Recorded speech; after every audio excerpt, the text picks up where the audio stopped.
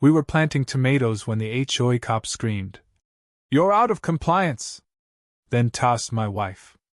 I don't think he expected the gun under the mulch. The taser crackled. My wife, Lena, dropped like a sack of bricks, but not before she slipped her hand beneath the planter and tapped twice. That's all it took. 3 clicks echoed inside the house.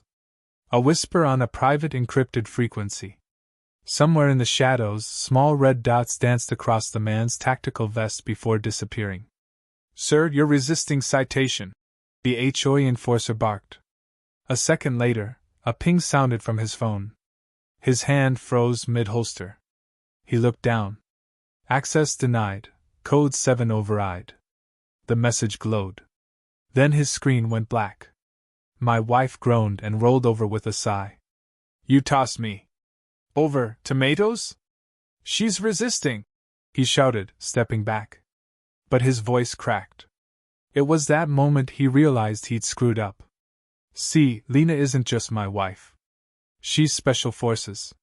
Retired, allegedly. But you don't unlearn how to break someone in 8 quiet steps while holding a spatula.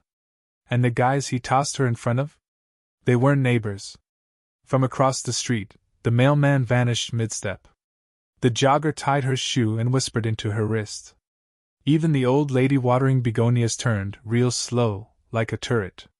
The HOA enforcer backed away. Lena stood. The look on her face wasn't rage. It was worse, disappointment. "You're about to write a very interesting report," she said flatly, brushing dirt off her jeans. He stammered something about bylaws and lawn safety. She didn't flinch. "I was just trying to dig a hole for a cherry tomato plant."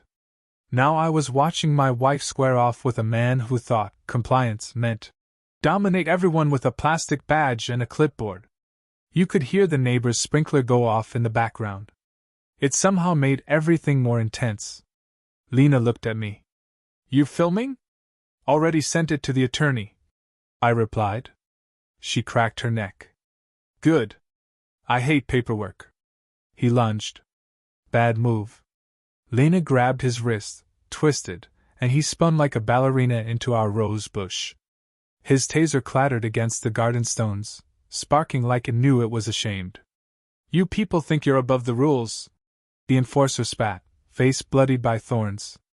"No," Lena replied, squatting next to him.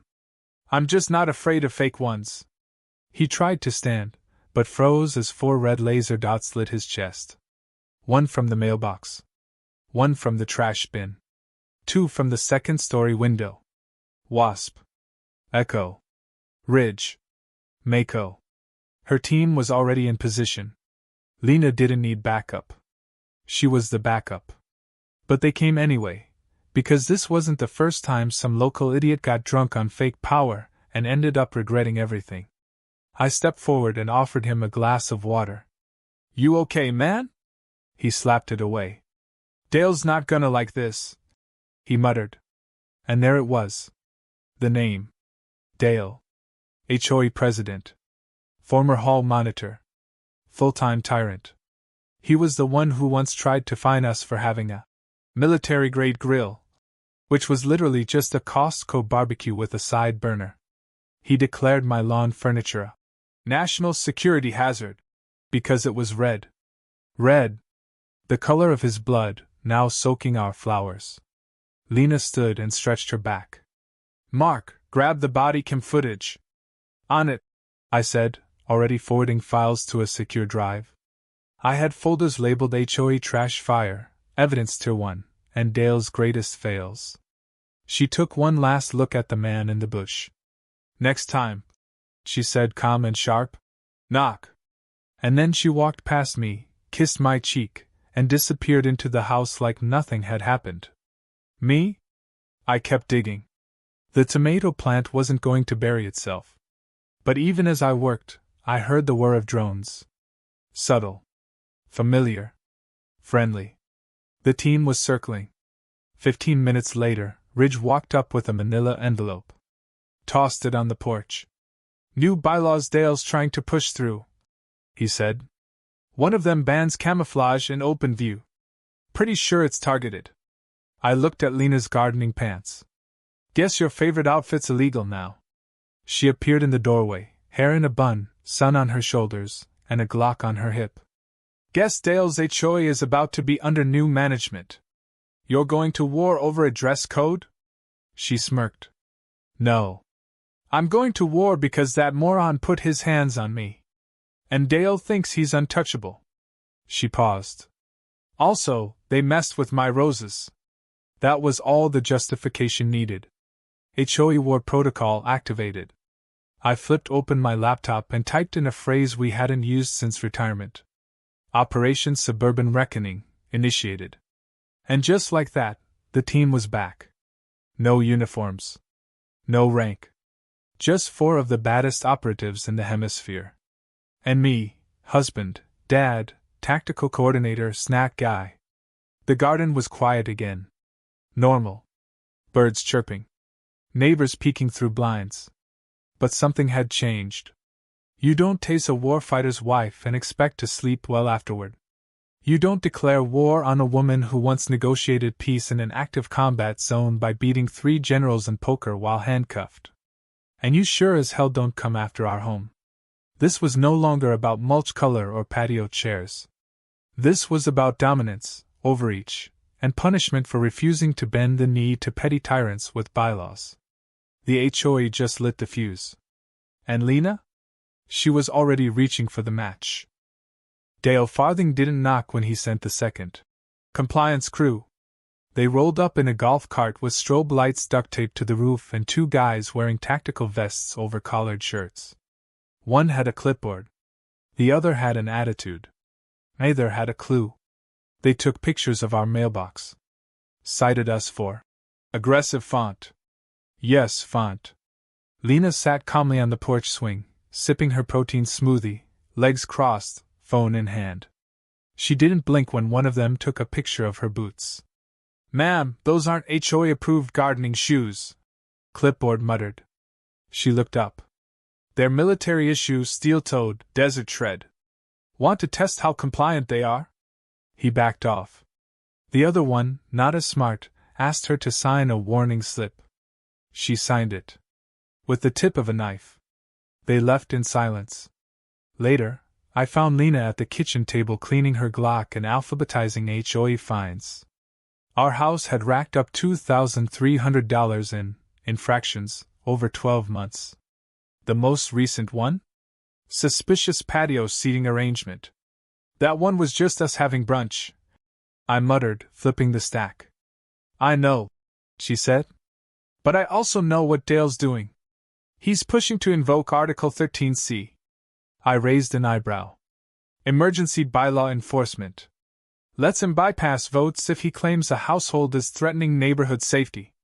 She didn't look up. He's painting us as dangerous. He's not wrong, I said. She smirked. Not yet. Lena's phone buzzed. She tapped the side of her glasses. Echo status? She asked. A voice replied through her earpiece. Surveillance drones confirmed Dale's converted the HOA office into a command center. LED map, multiple screens, 6 landlines. The man's playing dictator. And the board? 3 are scared. One's funding it. The other 2? Loyal lapdogs. Lena leaned back and glanced at me. Time to audit the HOA, she said. We weren't new to this. She'd run reconnaissance ops in Eastern Europe using just a walkie and a cigarette. I once crashed a warlord's birthday party disguised as a mariachi. This was domestic. And honestly, kind of fun. I pulled up our home server and cracked into the HOA's online portal. Password was Compliance King 1. I kid you not. Within 20 minutes we uncovered $45,000 in beautification bonuses, paid to Dale's cousin. Falsified compliance complaints against households with non-white residents. A denied application for solar panels on environmental grounds. That got approved once the applicant donated to Dale's re-election fund. Lena flagged each item. I sorted the data. She called Echo. Ridge intercepted HOA communications. Wasp was already disguised as a jogger, circling Dale's property for intel. We were retired, sure. But skills don't go away. They wait. And now they had something to do. At dinner, Lena cooked while reading HOA procedural loopholes aloud. You know Section 7A allows any member to call a community defense review if they feel physically threatened by the board? You feel threatened? I asked. She didn't look up. Emotionally. And that counts? In our rulebook, yes. After we ate, she pulled out a hard drive labeled Clean Sweep. I hadn't seen it in years. You're serious? I said. She nodded. Dale declared war. We respond. There was a pause. I was washing dishes. She was loading gear into a duffel. Do you ever miss it? I asked. The job. The thrill. She tilted her head. Not really. No? I get the thrill every time you call me your wife. I grinned like an idiot and nearly dropped a plate. That night, we reviewed footage of HOA patrol routes. Apparently, Dale had compliance officers doing midnight checks. One paused to sniff a neighbor's flowers, then wrote them up for non-native species. Another fined a guy because his garden gnome looked militant. Lena's team submitted formal complaints disguised as neighborhood surveys. Within hours, 4 board members unknowingly signed statements incriminating Dale for misuse of funds. We compiled it all into a neat, lethal PDF package. Labeled it Friendly Neighborhood Corruption for Dummies. Marking a psychological shift in Lena, her tone sharpened. Her walk tightened. This wasn't about revenge anymore. This was cleanup. That's when she told me what Dale had done back in the day. He'd tried hitting on her at the community barbecue years ago. She politely declined. He laughed, told her, "Girls like you age out quick," then handed her a flyer for his lawn service. The next week, she got her first HOA fine for unapproved fencing. It was personal. Had been for years. You think he remembers? I asked. She shrugged. I don't care. That made it worse. Indifference, not hate. We held hands in the garage, surrounded by gardening tools and infrared scopes. I've missed this, I said quietly. The adrenaline? The teamwork. You. Us. She kissed me. Then slipped a flash drive into my back pocket. If anything happens to me. Stop. Mark. Lena. We stared at each other. The heat in her eyes wasn't fear. It was purpose. You're not going alone, I said. She smiled. Wouldn't dream of it. By the time we finished prepping, the HOA had no idea that their next meeting would be held under surveillance by 4 of the most dangerous people ever to wear aprons. Lena had made snacks. We were going to war. And we were bringing cookies. Lena walked into the HOA board meeting like she wasn't packing a stun baton in her bra and a flash drive full of felony-level evidence in her purse. The room smelled like entitlement and lemon disinfectant. Dale stood at the front, beaming like he'd won something. Behind him, the HOA flag flopped on the wall, next to a banner that read, "Compliance is community." Lena smiled. I brought brownies. 3 board members perked up.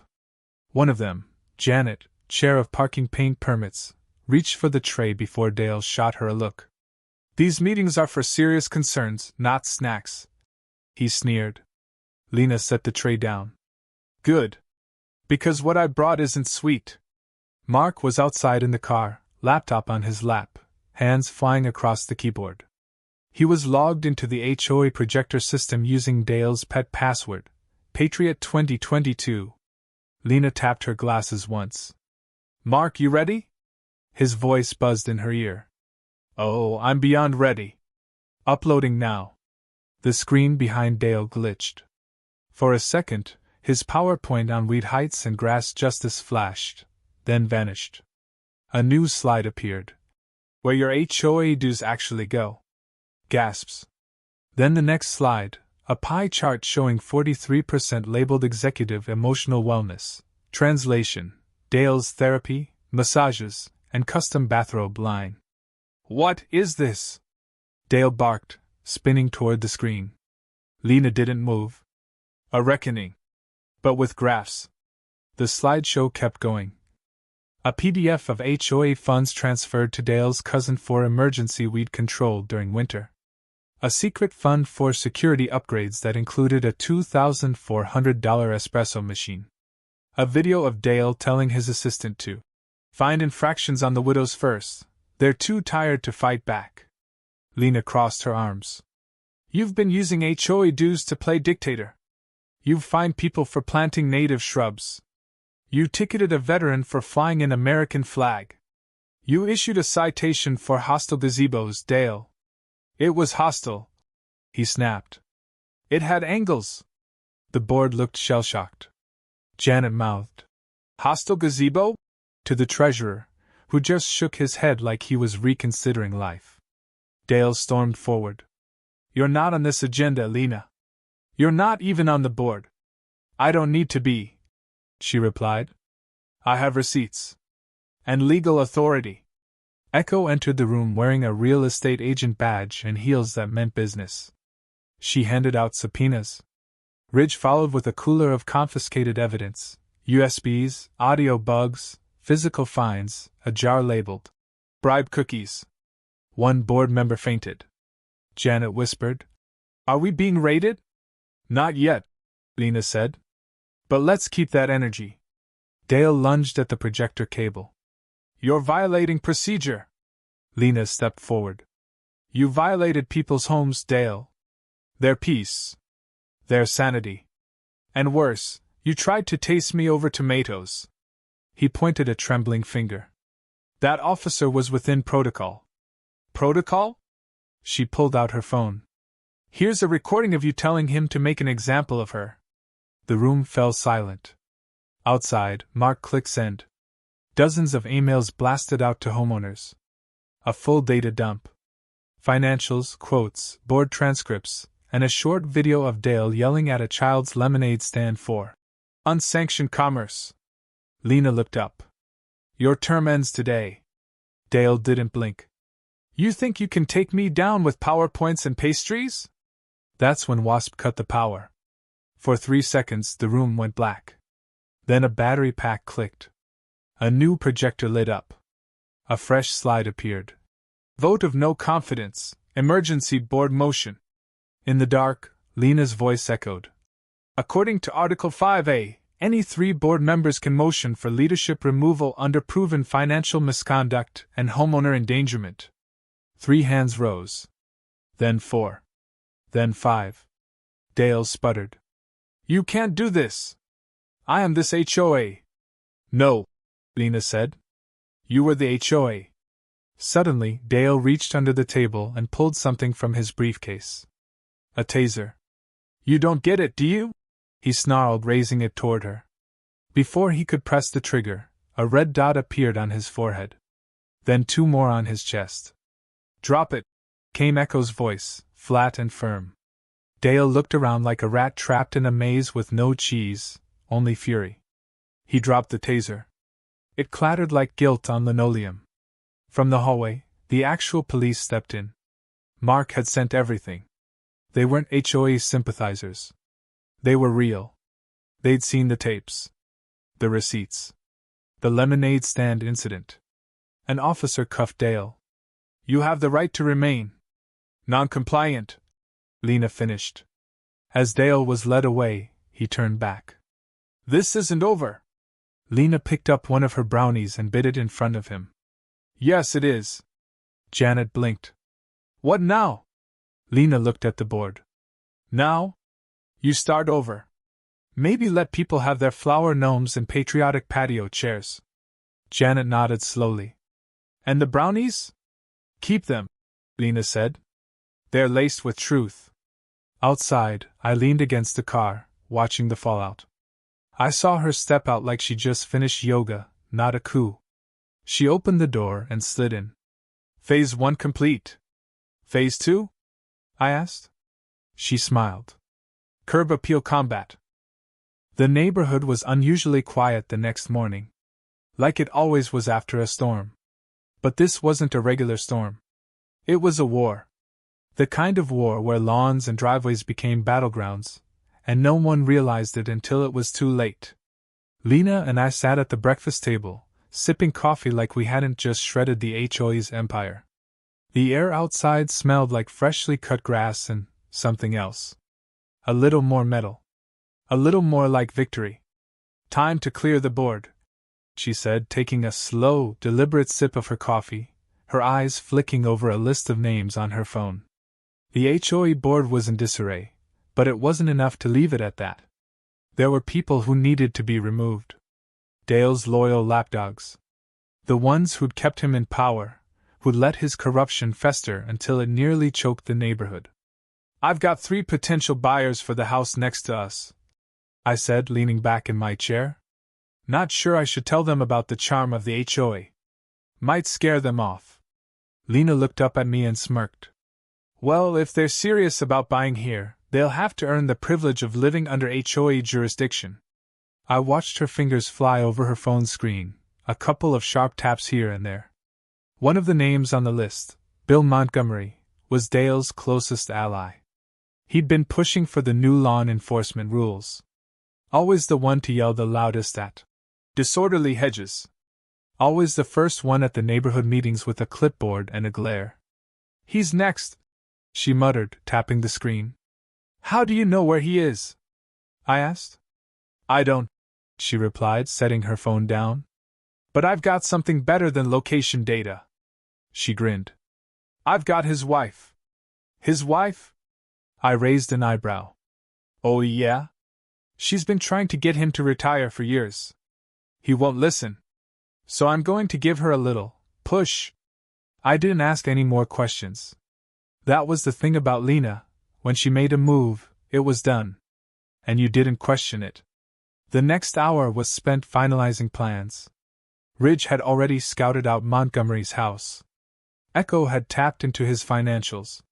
Wasp was placing strategic phone calls to members of the neighborhood who were on the edge of compliance, but just needed a little encouragement to swing the pendulum the other way. "I'm sending you the go-ahead," Lena said, snapping her phone shut. "Bill Montgomery's HOA regime is about to end. Permanently." "Got it," I said, already walking toward the car. She joined me a moment later, sliding into the passenger seat and glancing over the neighborhood as we drove. The streets looked like they always did, clean, pristine, too perfect. Almost like everyone was walking on eggshells. "Any word from the cops?" I asked. "Nothing yet," she said. "But if they do show up, we'll be ready." "And what about the board?" "They're scrambling. I wouldn't be surprised if they start changing locks and burning paperwork." I chuckled. "I hope they have good insurance." Lena's phone buzzed again. Another message. This time, it was from Mako. "Operation Montgomery, active. His wife is in." Lena's lips curled into a satisfied grin. "Time to end this," she said. We rolled into Montgomery's cul-de-sac. His house was on the corner, the one with an overgrown shrubbery that looked like it had been compliance approved by the HOA the day before. Perfectly manicured lawn, flag proudly hanging, a giant #OneDad banner across the garage door. Lena leaned forward, tapping her glasses. Operation Curb Appeal. Phase 1. It was time for Montgomery to understand what it meant to be on the wrong side of a war you didn't even know you were fighting. We parked a few houses down and strolled up the block like we had nothing to hide. The neighbors watched us.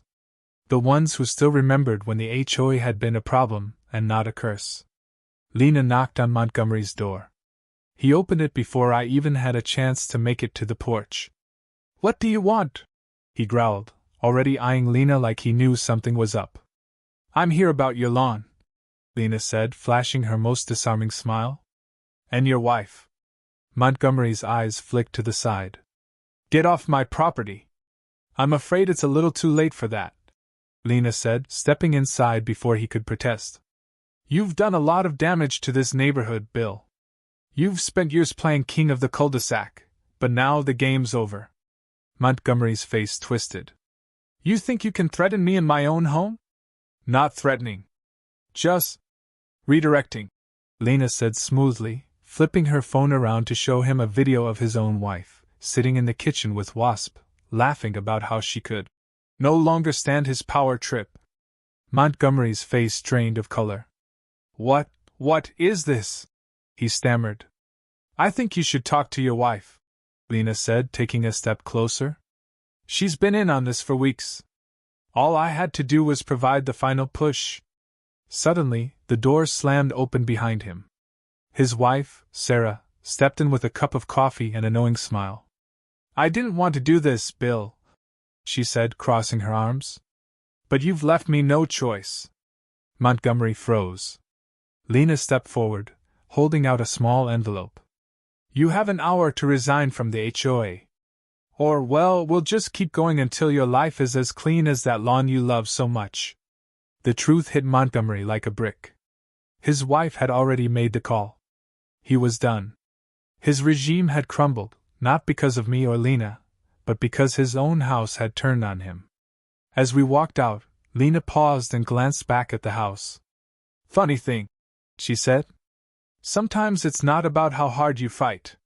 It's about how well you know the people you're supposed to be protecting." I chuckled. "Another HOA tyrant bites the dust," I said. "Two more to go."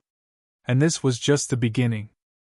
The next morning, everything felt different. The usual suburban hum, the gentle whir of lawnmowers, the quiet buzz of neighbors gossiping across picket fences, was now laced with a subtle tension. Like a fuse had been lit, and no one knew when it would blow.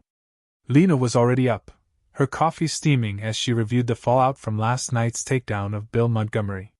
His resignation was swift, too swift, honestly. He'd been too eager to hand over the reins.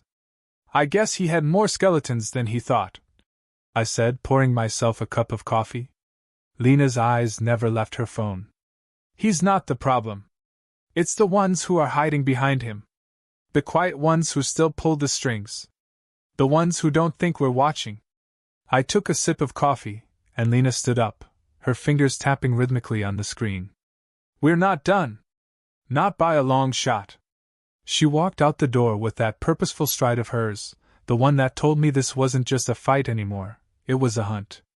I followed her out, sliding into the passenger seat as she revved up the car. "You're looking for more dirt on the board, aren't you?" "Exactly." Her lips curled. "We've already pulled the king from the throne. Now it's time to clean up the rest of the chessboard." We rolled down the street, the morning sun slanting across the quiet cul-de-sac. Neighborhood watch signs dotted the yards, but they were more like punchlines now. The HOA had created a monster of their own, and now that monster was about to turn on them. "Where are we heading?" I asked. "Karen's house," she replied. "If there's one person who knows everything, it's her. She's been the queen bee of this neighborhood since the first HOA meeting. Everyone thinks she's just a bored housewife, but she's been pulling strings from the shadows. Time to see how deep her ties go." I couldn't argue with that. If Karen was who Lena suspected, she was the last piece of the puzzle. The one who'd been feeding Dale information. The one who had every homeowner's secrets in her back pocket. As we pulled up to her house, I noticed the distinct absence of garden gnomes.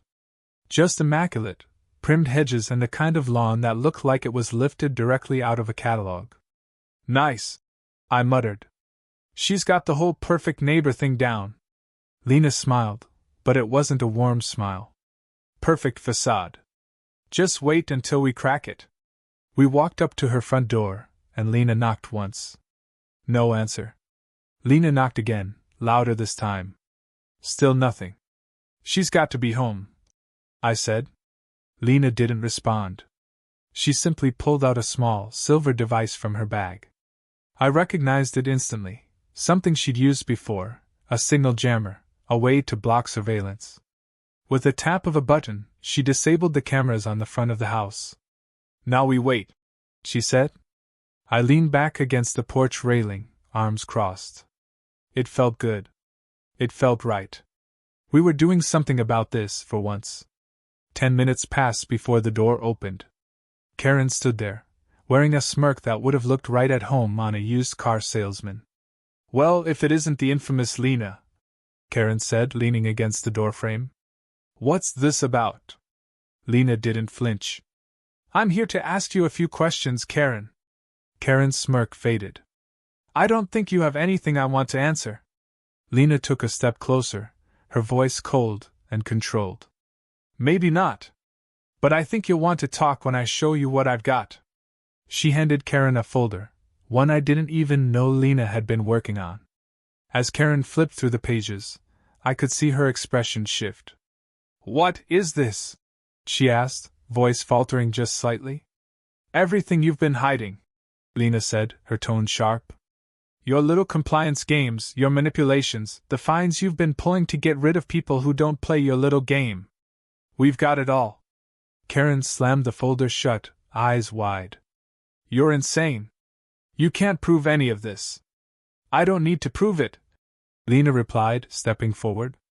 You're already a criminal in every HOA member's eyes. They're just too afraid to speak out. But not anymore. Karen's eyes darted to the window, probably checking for any sign of help. But there was no backup. Lena had thought of everything. You really think you can win this? Karen sneered. You and your little band of misfits against the whole HOA? The law's on our side. The law? Lena's voice was low. The law's been in your pocket for years. I've been playing by your rules for too long, Karen. Now it's time to change the game. Before Karen could respond, Lena pulled out her phone and hit a button. A loud beep echoed from the house. It was followed by a notification that popped up on the screen. The HOA board meeting is now cancelled. The legal investigation is in process. Karen froze. Lena smiled again, this time with a hint of amusement. You see, Karen, the real power isn't in the rules or the fines. It's in knowing who has the power to expose them all. And that power? It's been in your hands all along. Karen took a step back, her confidence crumbling. You can't do this. People will never go for it. Let's find out. Lena's voice was smooth, confident, like she knew exactly what was about to happen. You're going to resign from the board, Karen. And I'm going to make sure everyone knows why. Because we both know that if you don't, I'll make sure every little secret you've buried comes to light. The door slammed behind her. Lena turned to me. Phase 2 complete. Only one person left. Dale? I asked. Lena's smile deepened. Dale's next. And with that, we were off again. There was no turning back now.